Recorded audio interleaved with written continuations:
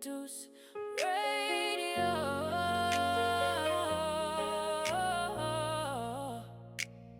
Deuce Radio.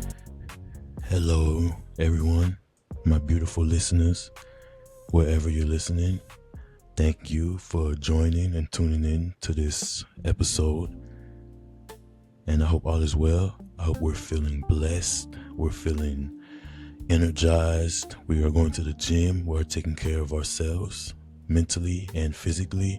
And I hope that we're doing great financially as well. And I hope that the weather, wherever you're living, isn't too bad. I know in Texas, it's kind of been bipolar.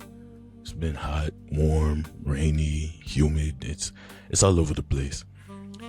But to begin this segment, before anything, we have a lot to unpack today. I've got quite a few stories that I will be getting into. So this episode may or may not be a little bit over an hour. I'm estimating that it will be over an hour, but we'll see. But anyways, let's just begin the first story that was sent in. And this one is someone dealing with heartbreak. So let's get right into the story. Hey Deuce, I was with my girl for 4 years. I thought she was the love of my life and we were going to be together forever. One day, she just said she fell out of love and left. I was destroyed. I couldn't eat, barely slept, kept replaying everything. It's been a few weeks now, and all I can think about is her. I genuinely feel like a zombie. I don't know if it gets better or worse, and I don't know how long I will continue to feel this way. Any advice to help me take her off of my mind? So, dealing with the heartbreak is definitely one of the most non-physical pains you can endure. It really changes you. Like, I remember my ex, who I was with for just about your time, I believe it was 4.5 years. She ended up cheating on me with a security guard and broke things off with me and told me that she wasn't feeling the relationship for basically like a year. She told me this. It's been a year since she wasn't feeling the relationship, or she mentally checked out, which to me, I don't know, it didn't make any sense because of how she was acting throughout the years and everything. But typically, the partner who isn't a good person, if they give you an excuse like that after they cheated, they just pull things out of their behind and just say anything. But I remember it took me a long while to get over that, just because I'm not like these. A lot of people nowadays, they date, like they bounce from relationship to relationship. There's a lot of situationships going on, and they really don't settle or don't think long term with people like how I was thinking back then. So it affects people like us more rather than the people who don't really care long term. So it took me like a year, if I'm being honest. Now, I was talking and messing with other women during that time, but I wasn't getting into anything serious until I met the woman who I'm with now. And we're about to be together for 2 years now, coming up on October of this year. But yeah, it's tough. It's tough, man. Like, it will change you for the better or the worse. I would try to say learn from that. Like, this is kind of tough to give advice on because everyone is different. Some people take it to the chin. Some people are like us, where it affects us and it kind of puts a halt to our everyday life. Like with me at that time, it messed me up so bad. Let me tell you how bad it messed me up. I was around 245. Now it wasn't a lot of muscle. It was more so like I was just big. So I was about 245. So it helped me for the better because I lost a lot of weight. I went from 245 down to legit like 182 in a matter of like 2 months. So I really slimmed down after that breakup. But nowadays I've put on a lot more muscle and everything. I'm back up to 230, 235, but a lot more muscle, thankfully. And I go to the gym regularly and everything like that.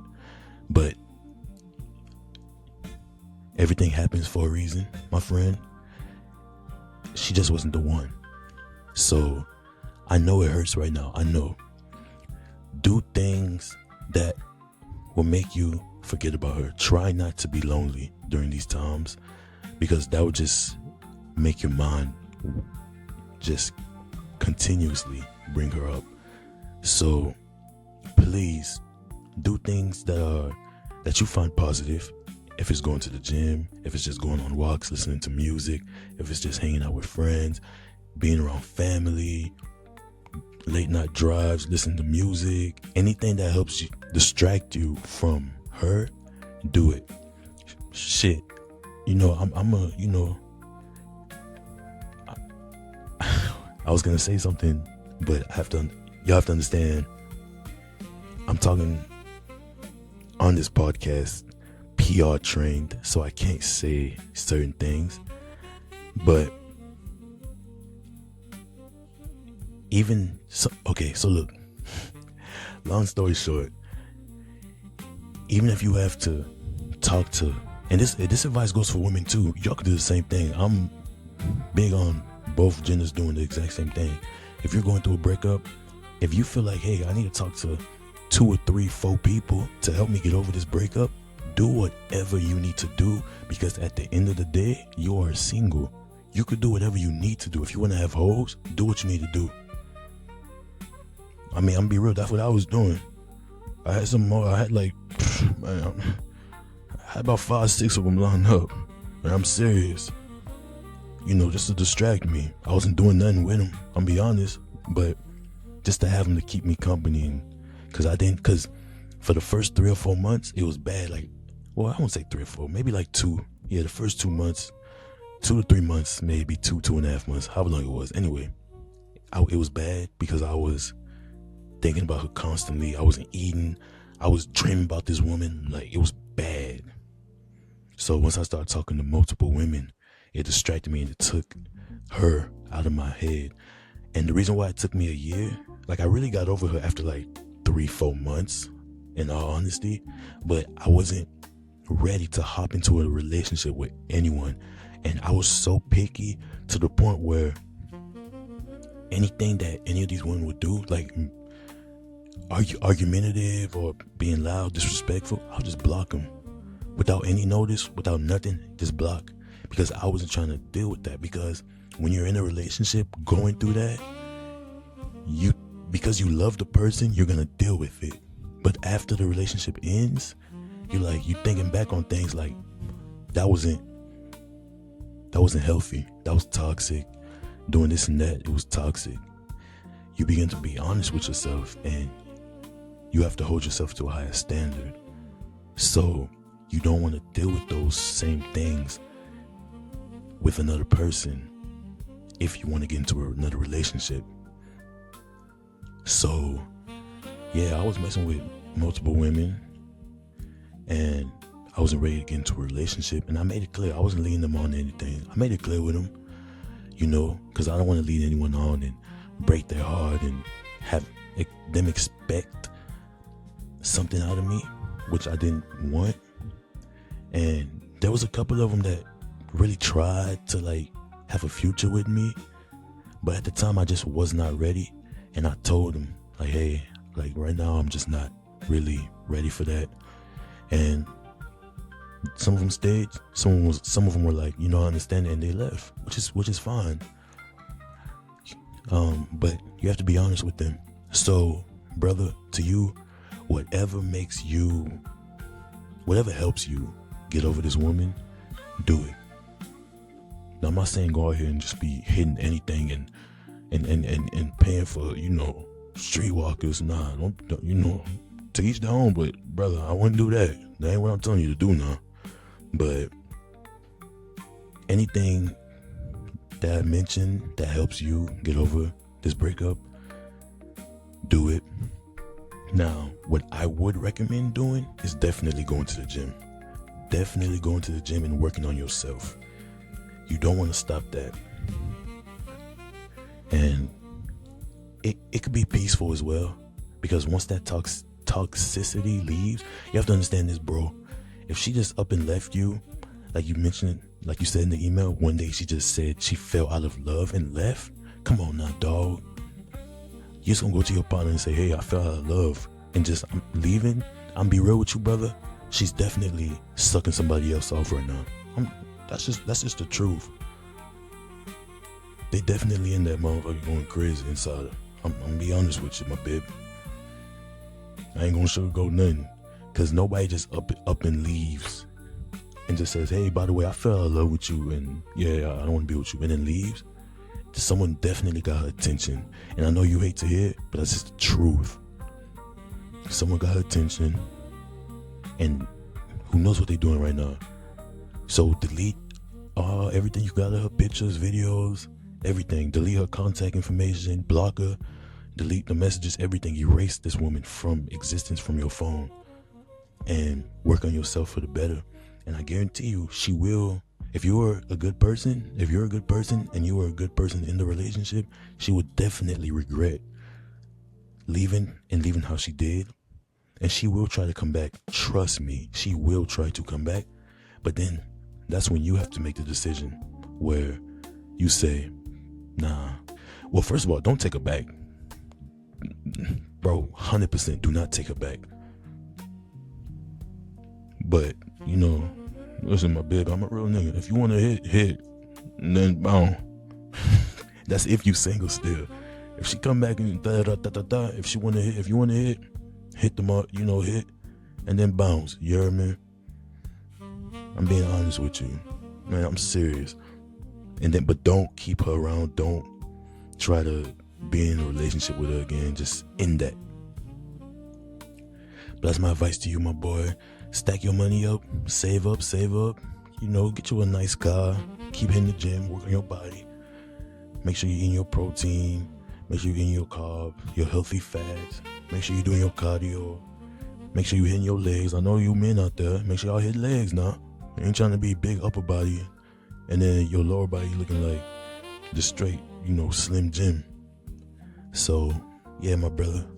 But the next story I have for you, a lot of y'all, I think a lot of people can relate with, and I'll be reading that email after this jazz break.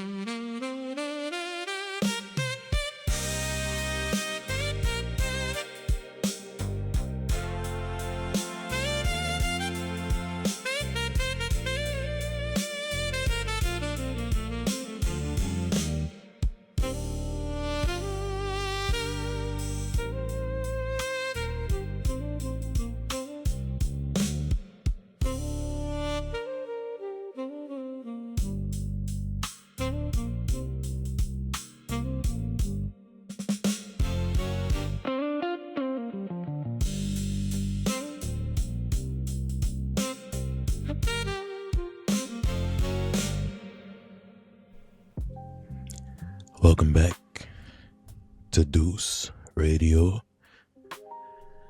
So, the next topic I would like to discuss would be spicing things up in the bedroom. And I know a lot of people deal with this in their personal love/sexual lives.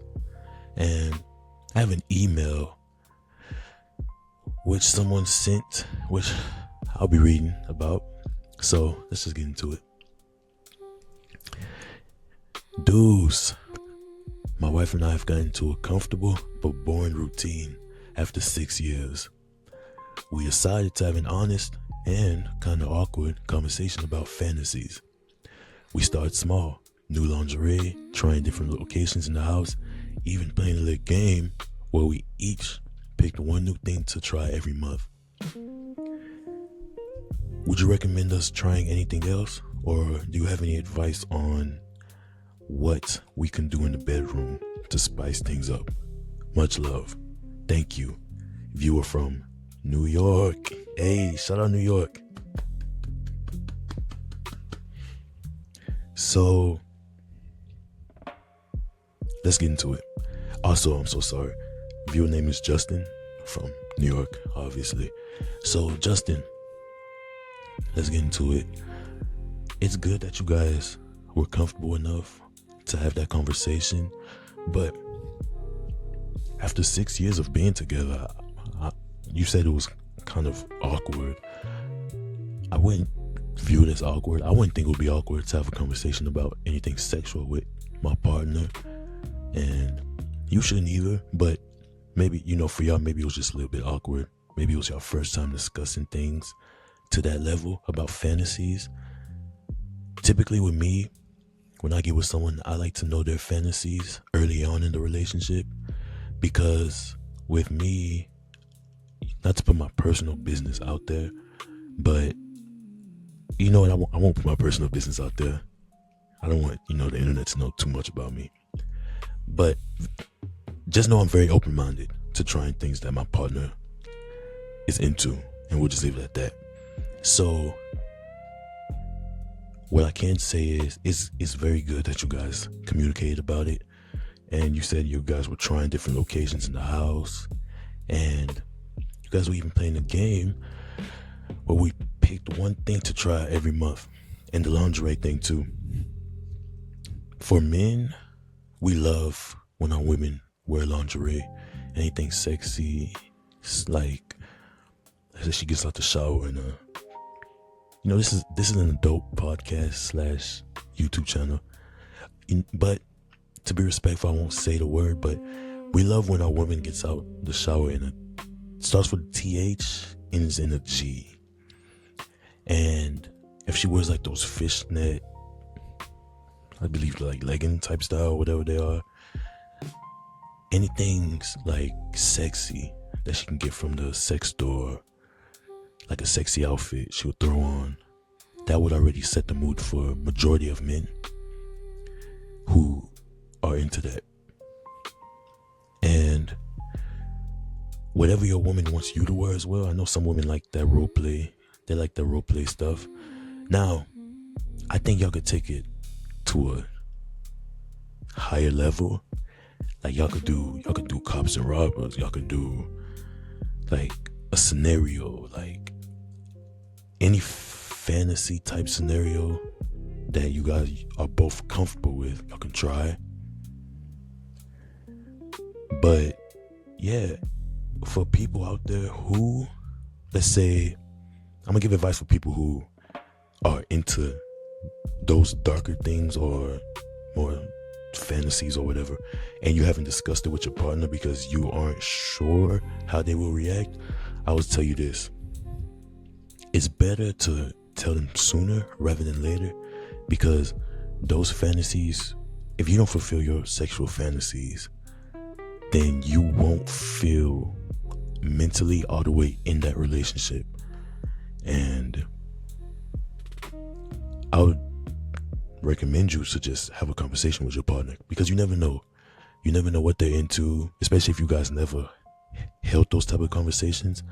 So if they're into it, then that's all good. If they're not, that's something that you really, really want, then I'll be honest with you, there's millions of other people out there.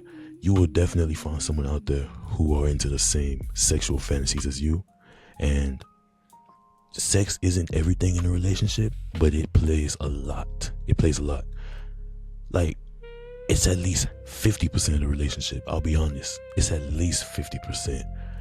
You know, the communication, the personality, the things to do that you have in common, the spending time together, not doing non-sexual things. Obviously, all of those play a part. But the act of sex and anything pertaining to it, it plays a big role in relationships. So if your fantasies can't be fulfilled by said person, then I have to be honest with you. You have to tell them that you don't want to be with them anymore, and I would be honest with them.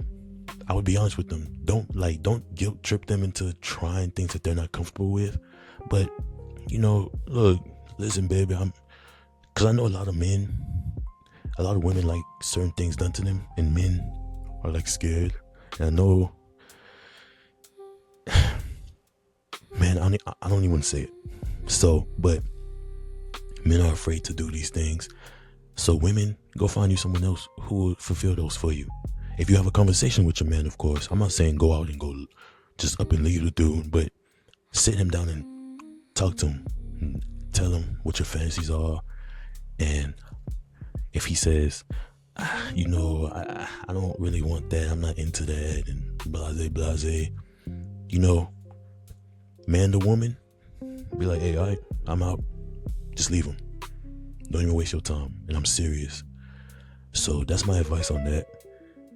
And again, that's another long story.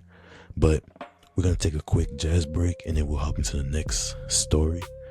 This next story is about how to tell my mentally abusive husband I no longer wish to be with him, right after this jazz break.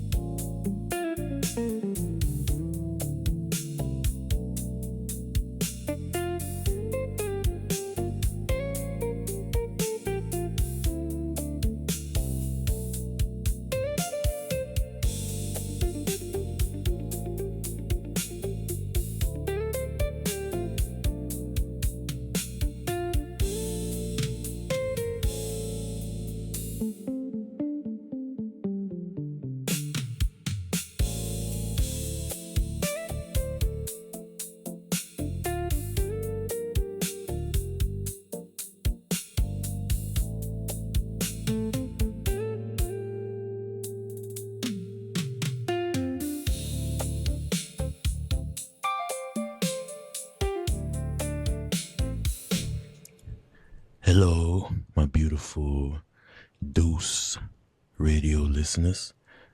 Welcome back. This next segment and portion of the episode will be a more serious type of vibe because the email sent in is about a woman who really needs our help. So I won't be sugarcoating anything and I won't be joking around, and I will be actually giving real advice. So let's get into the email. Dear Deuce, I've been listening to your show actually for a few days, and after the last episode, I decided to send in this email, and hopefully you can read it for me. Fingers crossed. I just want to say thank you. I know it's a few days and you already sent the email, but I just want to thank you. But let's get back into it. I'm a 34-year-old woman, married for 8 years. On paper, we look fine. Nice house, 2 kids, steady jobs. But behind closed doors, it's hell. My husband has cheated on me multiple times. I know about at least 3 other women over the last 4 years. Every time I confront him, he turns it around, calls me crazy, insecure, says I'm imagining things or that I drove him to do it. The mental abuse is constant. He tears me down, controls who I talk to, checks my phone, makes me feel worthless and trapped. He never hits me, but the threats are there in his tone, the way he slams things, the way he reminds me things could get ugly if I ever try to leave. I want a divorce so bad. I'm done, but I'm terrified. Terrified of how he'll react when I say the words. Terrified he'll try to turn the kids against me, destroy me financially, or worse, do something to hurt me or them. Wow. I don't know where to start. Do I talk to him first? Do I get a lawyer in secret? Do I leave while he's at work? I feel paralyzed. I love my kids more than anything, and I don't want to blow up their world, but staying is slowly killing me. If anyone out there has been through this, or if you have advice, Deuce, please, I'd be grateful. I'm listening. Sandra in Houston. And Houston native, y'all know that is where I reside, so y'all know this one hits a little bit harder. Sandra, please listen. Let me give you the play-by-play on what to do. He's cheated on you. And this could resonate, this could touch with a lot of people out there, male and women's, dum-dum, men and women out there, because typically when you have a child with a bad person and you're dealing with something just like this, similar, an abusive relationship mentally, I know you can feel trapped. And especially for women out there who fall into a narcissistic trap of men who tell them, hey, you don't need a job, I'm gonna take care of you. Just stay home, be a stay-at-home wife, and take care of the kids, take care of the house, whatever. But then the man feels so entitled and feels like he has so much power that he will go out there and cheat and feel like the woman would never, or like he'll genuinely feel like you as a woman will never leave him because, hey, you had his kids, you don't have a job, there's nowhere for you to go. Like, you're not going anywhere, so I can do what I want. For women who are in that position, and I'm gonna give advice to you, Sandra. I'm sorry, but I just want to give advice for women who are in this specific scenario that I just described. It depends on how old your child is. If they're not of age, try to find a job from home. Any job that you could find that you could work from home. I know it's gonna be tough, I know, but that will be easier for you rather than continue to deal with the low-life piece of trash who's mistreating you and not treating you as the queen that you should be treated as. So get a job from home, save up money, and don't tell him anything, because A narcissist will tell you, you don't need that. Why do you need a job? I'm paying for everything. And you know, blase, blase.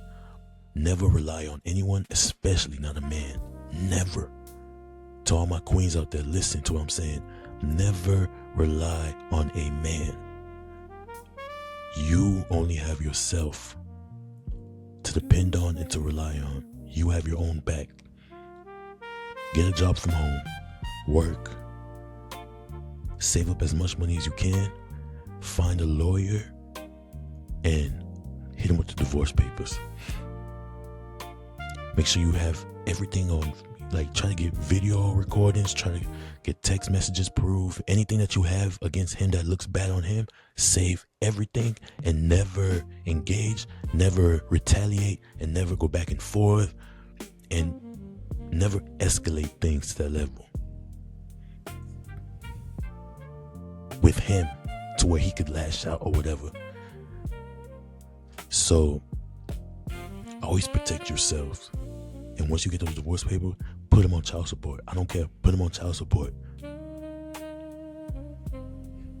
Take the kids and continue to do what you need to do, even if it's you still staying at work, or putting the child through daycare while you go work a quick job, and whatever you need to do it for your mental sanity and your peace and your well-being. Do it. Now, Sandra, in your case, you've been with this guy for 8 years. You have kids with him. You're 34 years old. He's cheating on you multiple times. And you said that you know of at least 3 over the last 4 years, Sandra. Okay. You have a steady job, which you've already said. Let me tell you how you should go about this.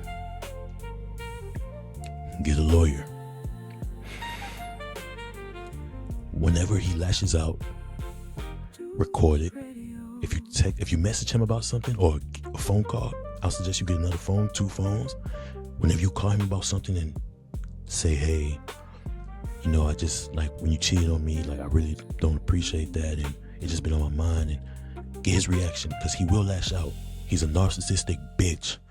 So make sure you get all of that on video to use against his ass in court. His voice, his number, everything. So once you do that, your lawyer, you get the lawyer, whatever you need to do. The lawyer's going to side with you, the court. They're going to side with you. You've done nothing wrong, Sandra. You held it down with this scumbag. You've been taking care of the kids. You're doing your own thing too. You have a stable, steady job. You're making your money. You're good. You're just afraid of him, how he would react. If you leave, wait on one of them days where he's working long hours, and I'll hire a crew to come in. Like, this is after you talked with the lawyer and everything. You're about to release the divorce papers. Tell your kids like a week before. Honestly, I won't even tell them a week before, because you just never know if they will tell him, and that'll kind of screw up the plans. So I won't even tell them a week before, because you just never know. So honestly, I would tell them the day of, just to be safe, so it's for everyone's safety. And I'm talking about the kids. I'll tell them the day of that you're about to do this plan. So watch this. Get a moving crew early in the morning, like 8, 9 a.m. Have them move all of your things out the house, everything that you and your kids have. And if you're that financially stable, get you a nice apartment, like a 2-3 bedroom, possibly a 3 bedroom, because you have 2 kids. Move them in with you and stay there. The divorce papers, keep them at the house. Leave them on the dining room table or wherever. It'll be a shock for him when he gets home and he sees that you're gone. If you're sharing locations with him, unsend your location so he does not know where you live. I recommend getting an apartment that's not anywhere that he works or where the house is located. Do that. I won't even, like, once the divorce is finalized, I won't even want to stay in the house, because he would have, like, he knows where you live. He'll just pop up whenever. And there's a lot of crazy men out here. I mean, just look at all the stories on YouTube. they've been offering women for less. Their ex, they've been doing it for less. Women who they've been knowing not even a year. Women who've been broken off with them and they just continue to stalk them, but they know where they live. And so your safety comes first. You and your kids' safety comes first. Just get up out of there. Hand them the divorce paper. And of course, put them on child support. All my queens out there, we need that child support payment. We need it. We need that money. And all the men, if you're listening in and you mad about it, I'm just being honest. If you a douchebag who's cheating and mentally abusive and slamming things, as a grown ass man with kids and a wife, what are you doing slamming things in the house and raising your voice? Is that the example you wanna lead? Like, is that the example you wanna set as a leader of the household? You're supposed to be the protector and provider, and you're slamming things. You can't even control your emotions. Not even with like another man, someone who can actually punch you in your shit. This is your wife, another woman who we all know in a physical combat cannot mess with you physically. So why are you raising your voice? Men who put hands on women, you are a bitch. And I said it, Deuce said it, you are a bitch. If you're a grown man raising your voice and slamming things and trying to be intimidating in front of your woman, you a bitch. Why don't you keep that same energy with another man? I'm telling y'all notice, y'all ever seen them videos where men be all loud and riled up with a woman, and the second a real man step up, they shrink down and cower down like a bitch. You ever wonder that? Y'all wonder why? That's tiny penis syndrome. We call that TPS, tiny penis syndrome. Fuck boy. Oh, that shit's getting me hot.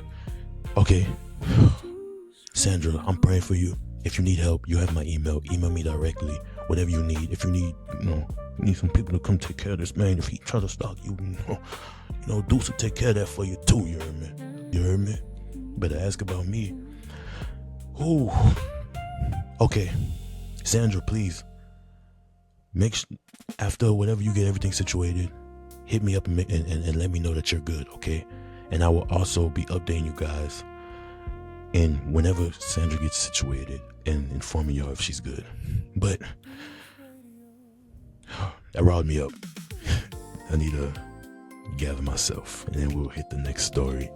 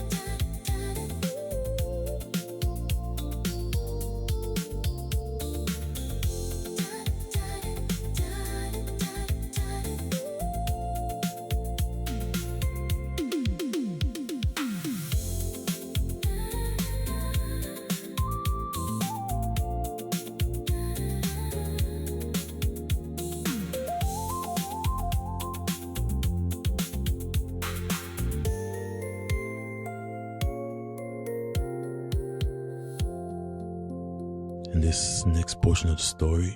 This email is titled Blood Money, sent in by Marcus, 34 years old.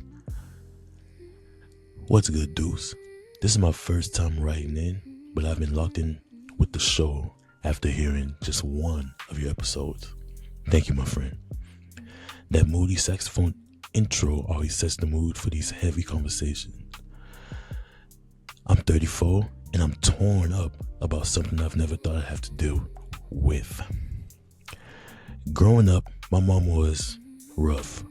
Not just strict, straight up abusive. Verbal mostly, but it got physical when she'd been drinking.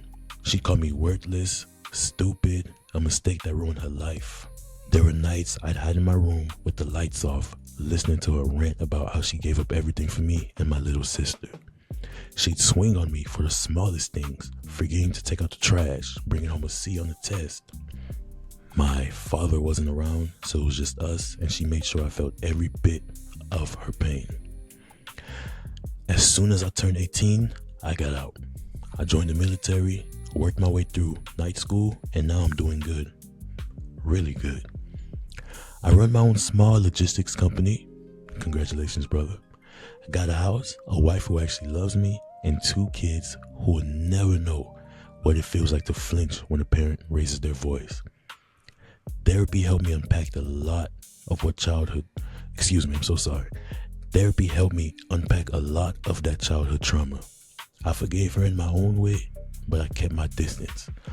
Holidays, maybe a phone call once or twice a year. Then, last month, she hit me up out of nowhere. Not with an apology or I've changed.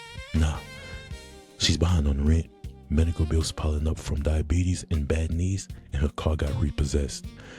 She's living in a sketchy part of town, barely making it on disability. The message was short. Marcus, you're doing well for yourself. Family's supposed to help family. I need $3,000 to get back on my feet.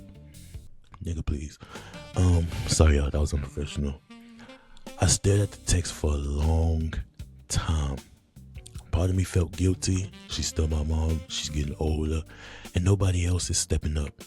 My sister washed her hands off her. My sister washed her hands of her. I think you meant to say off, my brother, but I'm sorry. I'm gonna edit that out. My sister washed her hands off her years ago after her own set of scars. But the other part of me, I'm angry. Where was that family helps family energy when I was a scared kid eating cereal for dinner because she spent that money at the corner store? Where was the support when I needed school clothes or someone to show up for parent-teacher conferences?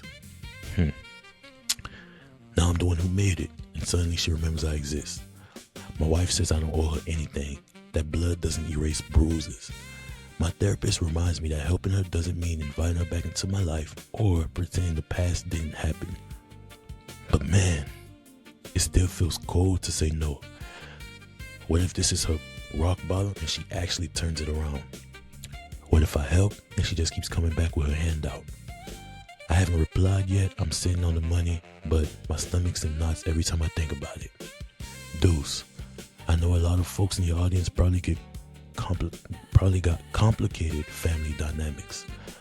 How do you set boundaries with Jesus Christ? Let me reread that. I haven't replied yet. I'm sitting on the money, but my stomach's in knots every time I think about it. Deuce, I know a lot of folks in your audience probably have complicated family dynamics. How do you set boundaries with someone who hurt you so deep but still gave you life? Do I send the money with conditions? Do I walk away completely? Or is there some middle ground I'm missing? Appreciate you giving me the space to lay this out. That late night jazz is the only thing keeping me calm while I figure this out. Thank you, friend, and much love. Wow, okay. So, brother man, Marcus. Where do I begin with this one? This one, I think a lot of people listening in have dealt with that, like a parent like that. Maybe not the exact situation, but something similar. And for this situation, again, if y'all have tuned into my podcast and videos, y'all know I like to give two options. So I'm gonna tell you what I would do. I'm a big family man, and I've dealt with a father who didn't treat me the best growing up, didn't give me a phone, didn't help me get my first vehicle. It really didn't help me with anything as far as life goes after I graduated, and kicked me out once I hit a certain age, and basically told me, hey, next month you gotta get out of here. And I still talk to him to this day. I'm not close to him, but since I'm a big family person, and I know if he is to pass away, I will be traumatized and I'll be devastated. So I still keep in touch with him. If he were to, out of the blue, hit me up and ask me for $3,000, and especially the way that your mama sent you, just not even saying hi or nothing, just sent you that and asked for 3 racks, I'll be honest with you, I would send the money and then I'll block them. Because my conscience, I wouldn't be able to live with that, knowing that I left a parent out like that. And honestly, if I had it financially like that, I probably would send like 5-6 racks and then block them. I would send the money and I would say, hey, you weren't always there for me growing up, but I'll help you out this one time. Use this money wisely, and respectfully, I don't wish to continue communicating with you because you only hit me up for money. You didn't hit me up asking how I was, how my family is, anything. So here's the money, but respectfully, I prefer if we go our separate ways and we do not continue communicating. And that's just what I would do. Because when a parent does things to you as a child, you never forget those things. That molds you to be the person who you are as an adult.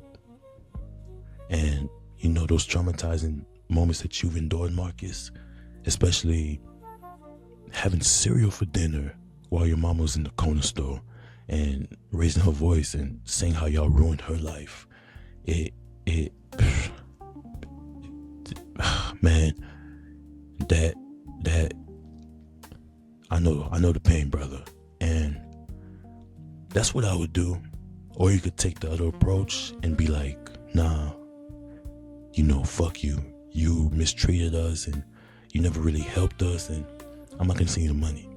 But Marcus, I can tell you're a good person, even sending this email into me and weighing it and saying that you're sitting on the money. My advice to you would be to send the money, but go for my approach and just tell her, hey, you don't really care about me. You're only asking, the only reason why you hit me up is to ask for money. So just stay in your lane and I'll stay over here. And I wish you the best. And that's it. But to the people out there who are listening, who are saying, hell nah, I know a lot of people who don't have that kind of bond with their parent. And for different situations, because his mama she's down bad right now. And my heart, I just couldn't allow a parent to be like that without helping them, regardless of anything, regardless of everything that I've endured. I would have to help. But to the people out there who will say, nah, I wouldn't help, I'm not faulting you for that either, because childhood trauma is something serious, and that's something you will always think about. And if you're out there who are listening and saying, hey, like, fuck that, I'm not finna help, I can respect that too. I can see both sides. Everybody's different. And you're just one of those people that the trauma just affected you so badly to where your mama didn't care about you. And you're like, well, I don't care about her. You don't care about me, I don't care about you. And that's that. And I completely respect that. And I agree with that as well.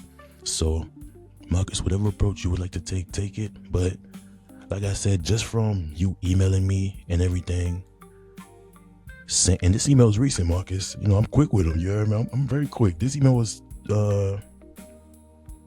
actually, you sent this not even 12 hours ago. So, and I'm quick with them. I'm quick. So all the emails that I get that are serious, non-trolling, I will be reading them out. Like I said, it's deuceradio.611@gmail.com. That's where y'all can send them to. But yeah, Marcus, if you want to send the money, you don't have to do my approach where you send in Mo. Just send the 3 racks and tell her, hey, I don't want to communicate with you, but at the end of the day, you're my mother, and I feel bad. And here's the money, and please don't contact me again. And have a great life. And that's it. That's it. You don't have to be burdened by family, friends, or whatever, even parents. You don't have to be burdened. You are your own person with your own life, your own family now, your own money. You have responsibilities. Your mother being that age, she should know better, especially now she doesn't have anyone to take care of. And she has diabetes and you said bad knees or whatever the case was. Hey, good luck. Here's the money. Like I said, I'll just send 6 racks. If I'm financially stable enough I could just drop 6 right here. I'll send double. Don't ever talk to me again. You'll never see me in life again. And have a good life. That's it. That's real nigga shit. I'm serious. That's it. So, that's my advice on that case. And that will conclude the podcast. As far as the talking portion, I will end it with some jazz for y'all, to calm the mood down or whatnot. But I love you all. I really do. I appreciate y'all for tuning in. And if you want to be a guest on the podcast, if you want to send emails, anything, just hit me up. deuce.radio.611@gmail.com. That's deuce.radio.611@gmail.com. And I love you all so much. And thank y'all so much for tuning in and listening. I'll see y'all next time.